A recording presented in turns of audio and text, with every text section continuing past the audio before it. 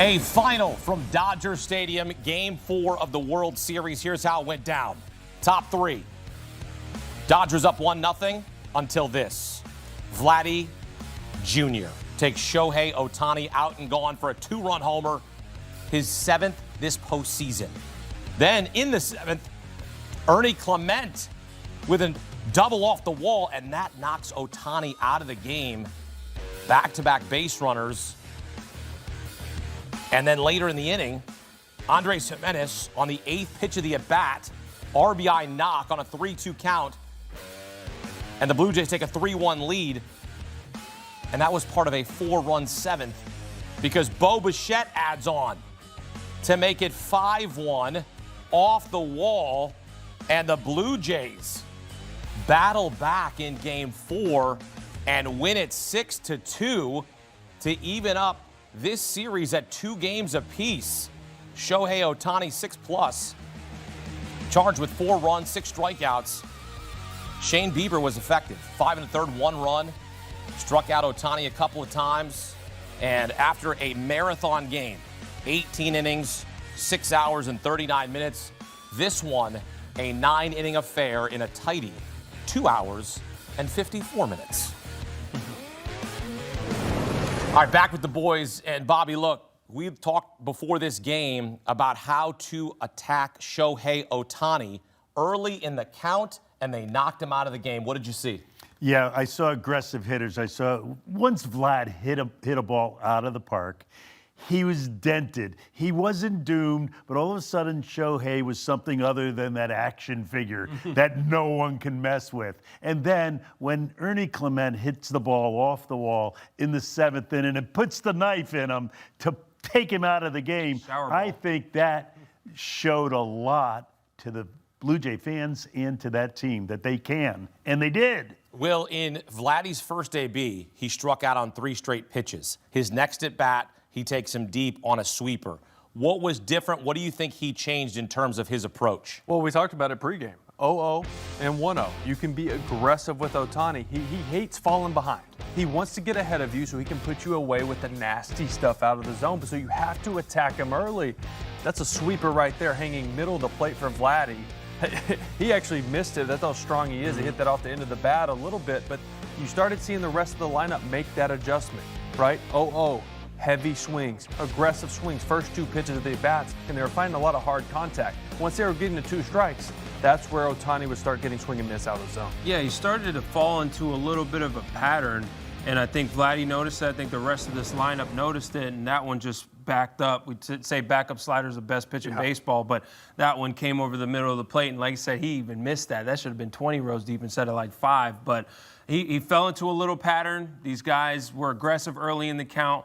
Fastballs early, sliders off of that, big sweeping curveballs off of that, and these guys recognized that, and they did damage, and they, like you said, Bobby, they knocked him out. That big, huge double by Ernie Clement sent him to the showers with a shower ball. You know, when you're facing a guy like that, when you're facing a power pitcher, you have to pick one, right? You can't go up there and try to hit it. You can't cover it all against a guy like that. Those 100. So you go up there, you say, I'm going to look heater. You sell out early. If he gets you, then you battle. Or you go up there like Vladdy did, look for spin. He will throw it for a strike early in counts. Made him hurt. I want to stay right there in the 7th inning, Lewis, because Varsho singles on an 0-0 count. Clement doubles off the wall, as we mentioned, on a 1-0 count. Anthony Bonda comes in to replace Ohtani. Andres Gimenez steps into the box on the 8th pitch of the AB. And this at-bat was huge because he started this at-bat 1-2 and then worked it all the way to 3-2. I want you to take us through this at-bat and break it down because this was a turning point in this game. Yeah, for sure. Andres Gimenez coming up in that spot, facing lefty-lefty, already a difficult spot there. You got to put the ball in play. You have 2 big hits to lead off this inning. Got to put the ball in play. First pitch, slider, should be expecting that. Bad pitch to swing at right there. Takes one. You got another one, fastball, probably surprised him right there. Then he starts to battle. Great take, slider down and away. Then you got another, I don't know how Will Smith blocked this, by the way. Another slider down and away. He takes that, starts fouling stuff off. Fastball fouls that off. Here's a slider there, fouls that off. And then 3-2. serves it into left field with a huge knock. Again, in that situation, you have to put the ball in play somehow, some way. Andres Gimenez with another big hit for this Blue Jays team, and he's been there all postseason for this Blue Jay team. And again, he comes through with a huge knock for his team. That was just the most Blue Jay-esque inning, right? Started that inning. Single, bat control single to drive in a run, productive out with the ground out after that. Just taking what they give you, not going up there trying to do too much and hit the 3-run homer. I think the first pitch he was trying to maybe away do too and much, grind out at bats. That's what got them here. Yep. And then also the inning continues. They pinch hit for Ty France, and we're sitting there going, oh, I don't know if this is a good decision. He's able to deliver an RBI ground out, hit to the other side, make it a 4-1 game. Then Vladdy's intentionally walked, and then Bo Bichette comes up. And this is a chance here for Bo to come up big, and he does.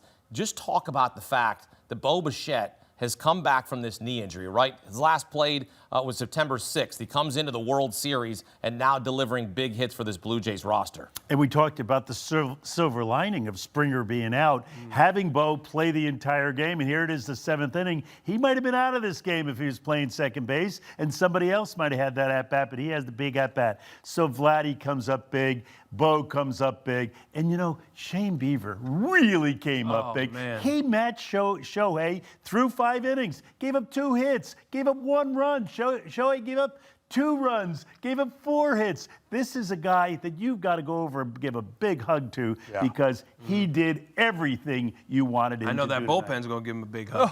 Absolutely. You knew you were going to see Varlin, though. Yeah. Knew Varlin throws was going to every find his way night. in this game somehow, some way. We saw Shane Bieber basically outduel Shohei Ohtani, right? Bieber goes 5 1/3, 1 run. Ohtani, look, he had 6 strikeouts, but it was the way that the Blue Jays were able to get to him that he wasn't able to be his dominant self. Right. And look, you have 2 pitchers who threw the ball really well, but they did it completely different, right? Shohei, power stuff, swinging in 15, swing and miss. Bieber threw 7, got 7 swings on his 4-seamer, not 1 swing and miss. He only had 5 total, but he was mixing speed so often. He was pitching to the edges. He wasn't making massive mistakes with those off-speed pitches, and he generated a lot of soft contact. And he just gritted down, man. He grinded out at bats with these guys. Early on, it looked like he was going to run up his pitch count a little bit, maybe not going to give him the length that they needed. But again, working the corners. Like we talked about in pregame, he's going to have to make quality pitches to this lineup.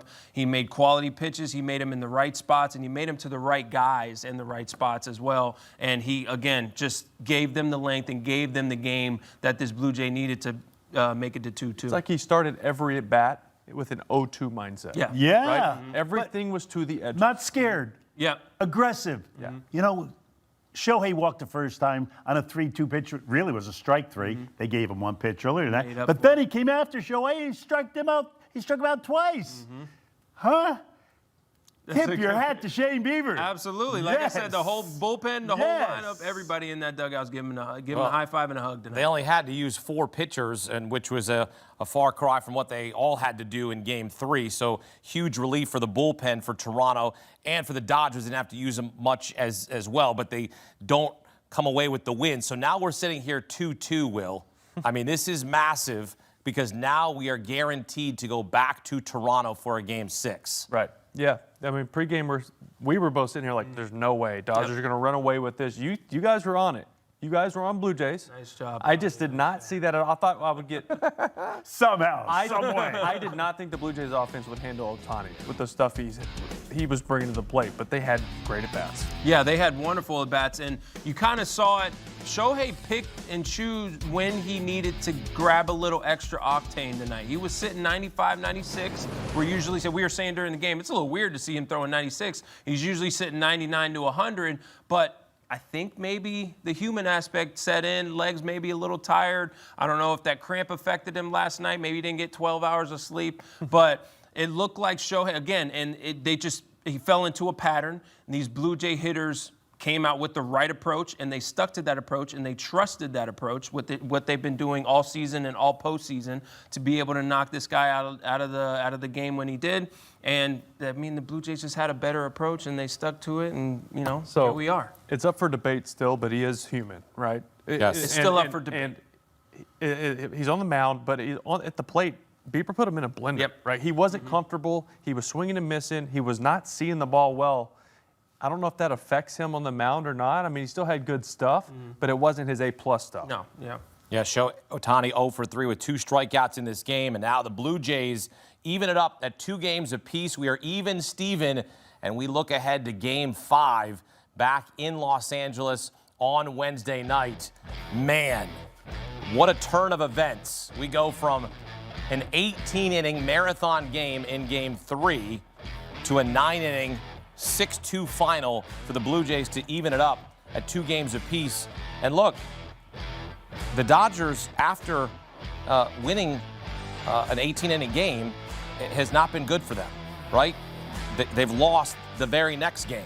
They lost in 2018, and then they lost the next game to the Red Sox and lost the World Series. They lose here in Game 4.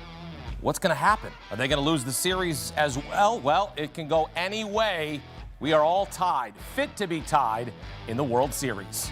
All right, back out to Dodger Stadium. Welcome in former MLB Executive of the Year and CBS Sports Baseball insider Jim Bowden. Jim, it was a battle that we all love as baseball fans. Vladdy against Ohtani. What was that like watching there at Dodger Stadium? Yeah, I anticipated this all day, right? Because all I could think about is $1.2 billion is what those two men have been guaranteed by these two teams. And I'm like, I can't wait to see what this battle looks like.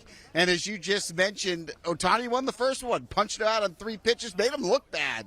But the second time up, down by a run, Vladimir Guerrero hits the home run, puts them up 2-1, gives them the lead they would never relinquish. And it was huge. And, oh, by the way, if you want to go by net present value, Guerrero's deal is actually worth more than Ohtani's. So maybe the player getting paid more should have won that battle. But, yeah, it was a pretty cool moment on the World Series stage, and a reminder to all the owners in baseball, when you spend that kind of money, you know what? You get what you pay for. Yeah, you do. The stars were the stars for the Blue Jays, but also Andres Gimenez, who's unheralded, who will do the little things, who bats deep in the lineup. And that was really a turning point in this game, Jim, as we broke that down on the 8th pitch of the AB. He goes from 1-2 in the count to 3-2 and makes it a 3-1 game. And that was really where it was a turning point for the Blue Jays. How critical did you think that at bat was for Toronto in that moment? Yeah, that ended the game, right? I mean, that was such a huge at-bat, and I know you follow Gimenez's career when he was with the Cleveland Guardians. This is a Gold Glove second baseman, now a Gold Glove shortstop caliber player who plays the game right? A great first jump, gets the angles you're supposed to have. He made a great play defensively in this game, but that at-bat was everything. Didn't try to do too much, just took it the other way on a perfect swing. And that's what Andres Gimenez is. I mean, we watched him last year. He helped Cleveland get to the ALCS against the Yankees. And anyone that loves and watches baseball understands this is a winning player. He may not have the big stats, and he may hit in the bottom of the lineup, but he does everything right to win games. And I think when you look at this win for Toronto, again, this is just who they are. They're never down. They always come back. They don't strike out. What, they strike out 6 times tonight? They make contact. They put the ball in play. They create traffic almost every single inning. They have men on base. And then defensively, they catch everything. Dalton Varsho in center field. What a jump every time. Great angles. He makes it look so easy. He just glides the ball. Gimenez, how about the play that Ernie Clement made at third base?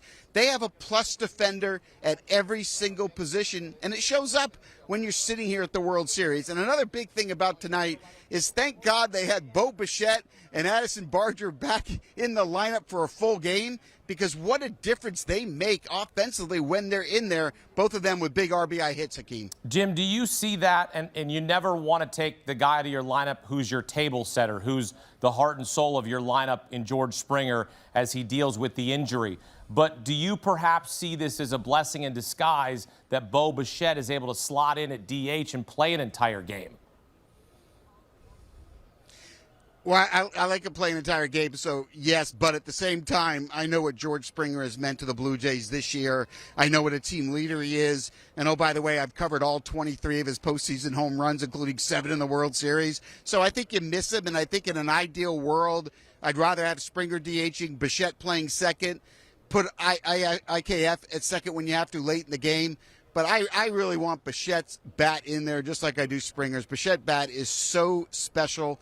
Great bat speed, and so good after sitting out 2 months to be able to come back and swing the bat the way he has already in this World Series is just remarkable. Do you expect to see Springer back in this World Series at some point? Yeah, I don't know. It's funny because we talked to John Schneider before the game, and he listed them as hour by hour and day by day. So what does hour by hour mean? As a former GM, I'll tell you what it means. There's a cortisone shot, and there's pills, and we're going to take them, and we'll see if he can go. Look, when it's a side and oblique, normally I would say no. But the fact that he came out and told us hour by hour instead of just day by day or questionable, there's probably a chance. All right, so that's one of the reasons they kept him on the World Series roster. There's a chance that he might come back and play in this World Series. Jim Bowden with the very latest here on CBS Sports HQ. Jim, thank you. Thanks, Hakeem. Always good to talk ball with Jim Bowden on the scene at Dodger Stadium as you take a look at the pitching matchup for Game 5. The 22-year-old rookie getting the ball for the Blue Jays, a rematch of Game 1. Trey Savage, he was good, but he wasn't great. They got the win in that Game 1. Blake Snell looking to bounce back. He was roughed up in Game 1. He'll look for redemption. Game 5 back at Dodger Stadium. First pitch, 8 Eastern on Wednesday night.